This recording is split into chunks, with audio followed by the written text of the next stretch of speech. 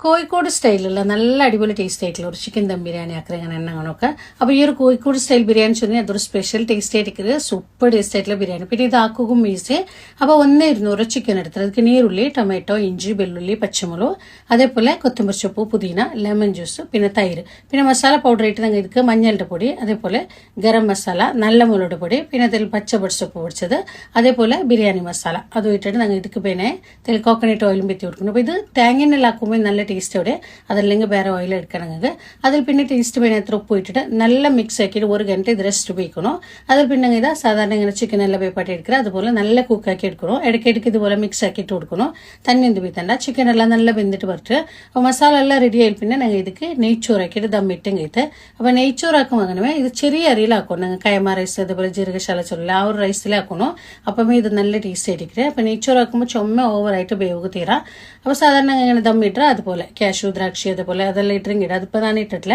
ഞാനിപ്പോൾ ഇത് നീരുള്ളി അതേപോലെ ഫ്രൈ ആക്കി നീരുള്ളി കൊത്തമ്പരി ചപ്പ് പുതിന അതിൽ ക്യാരറ്റ് നെയ്യ് മേൽക്കത്തിൽ ഗരം മസാല എല്ലാം ഇട്ട് നല്ല ടൈറ്റായിട്ട് മൂടി വെച്ചിട്ട് ചെറിയ തീയിൽ ഒരു 1/2 ഗಂಟೆ അതില്ലെങ്കിൽ ഒരു 3/4 ഗಂಟೆ ദമ്മാക്കി എടുത്തെങ്കിൽ നല്ല അടിപൊളി ടേസ്റ്റ് ആയിട്ടില്ല ഞങ്ങൾ കോഴിക്കോട് സ്റ്റൈലിലുള്ള ചിക്കൻ ബിരിയാണി ഇവിടെ റെഡി ആയിട്ട് സൂപ്പർ ടേസ്റ്റ് ആയിട്ടുള്ള ഒരു ബിരിയാണി ആയിട്ടിരിക്കുക ഇതിൽ ഫുൾ ഡീറ്റെയിൽ വീഡിയോ എൻ്റെ യൂട്യൂബ് ചാനലിലുണ്ടോ അത് വേണ്ടിട്ടായി നോക്കൂ അടിപൊളി ടേസ്റ്റ് ആയിട്ടുള്ള ഒരു ബിരിയാണി ആയിട്ടിരിക്കുക നിങ്ങൾ എല്ലാവരും ട്രൈ ആക്കിയിട്ട് നോക്കൂ